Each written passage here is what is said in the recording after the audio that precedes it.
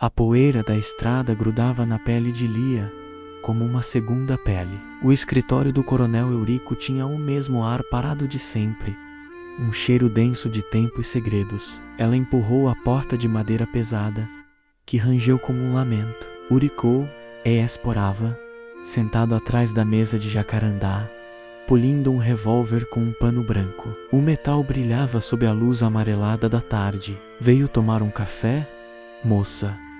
Ou veio de novo remexer em terra quieta? Lia parou a uma distância segura, os olhos fixos nele. A coragem que a levara até ali era uma brasa pequena, que ela precisava proteger do vento do medo. Meu avô não tirou a própria vida, coronel. Alguém o calou. Eurico pousou a arma sobre a mesa com um clique seco. O som cortou o silêncio, pequeno e definitivo. Ele a encarou, um sorriso frio moldando seus lábios. A memória é como rio seco, Lia. Às vezes, é melhor não cavar o leito para ver o que tem embaixo. Pode encontrar só pedra e lodo. A ameaça não estava nas palavras, mas no peso que elas carregavam. Cada sílaba era uma pá de cal. Lá fora, uma nuvem cobriu o sol e a sala mergulhou numa penumbra súbita. Lia sentiu o peso do poder dele, uma força antiga e enraizada naquela terra como uma praga. O sol batia forte nas costas de Mateus, enquanto ele consertava uma cerca. O suor escorria por seu rosto, mas o calor que ele sentia por dentro era outro. Seu pai o observava da varanda, a expressão fechada. Quando o trabalho acabou, a conversa veio, inevitável e dura como a madeira da cerca. Você anda muito perto daquela moça, filho. Mateus limpou o suor da testa com as costas da mão. Lia é uma boa pessoa, pai.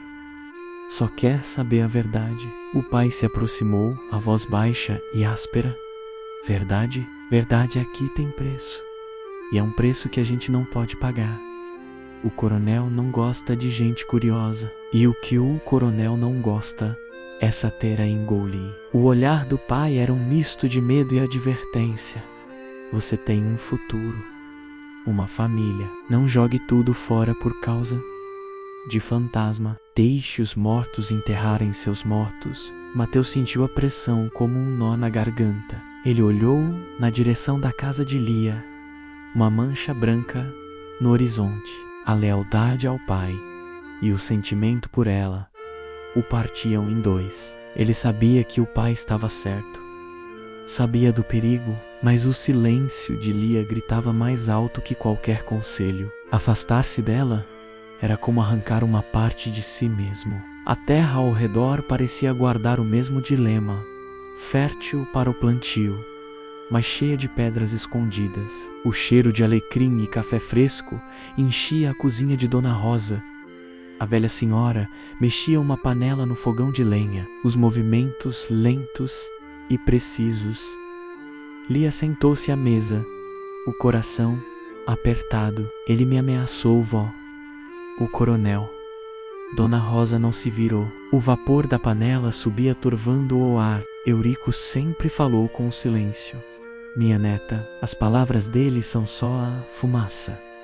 O fogo está escondido. Ela finalmente se virou, os olhos pequenos e sábios fixos em Lia.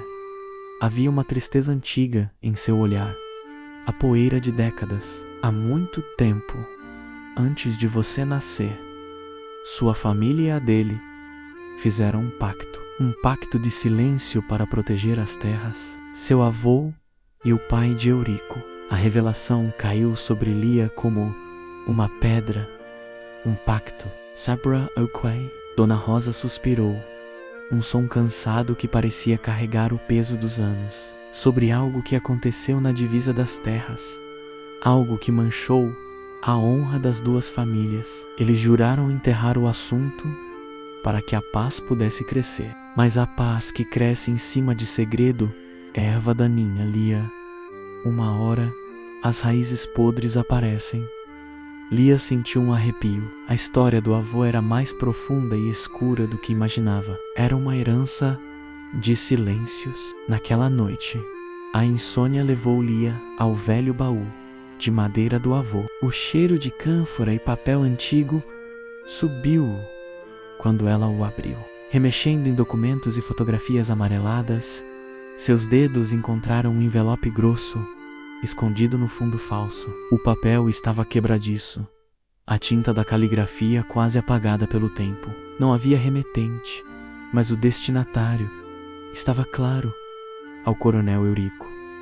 A carta não estava selada. Com as mãos trêmulas, Lia desdobrou o papel. Era a letra do seu avô.